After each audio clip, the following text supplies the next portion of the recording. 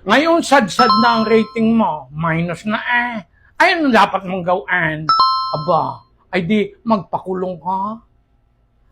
Ibig sabihin, magpakulong ka nung mga guilty, nung mga inimbestigahan na ng ICI, nung inimbestigahan ng Senado at saka Kongreso. Yan, ipakulong mo yung mga yan. Ay kung hindi mo kaya yan, na hindi mo kayang magpakulong ng big fish, aba, ay tikman mong ikaw na mismo ang magpakulong. Tingnan natin kung anong epekto noon sa iyong rating.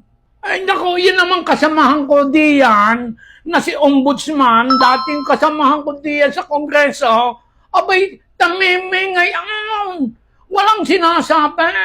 Bakit ba ikay natahimik? Ay ikaw pa naman nagsabing may pakukulong ka? Kadami mo ng pruweba na magpakulong ng tao? Ay nasaan? Kaya naman, Presidente BBM, ikaw ang nasisisi sa mga ginagawa ng mga kasamahan mo diyan sa gobyerno. Aba, ayan ang gawan mo ng paraan, Presidente BBM.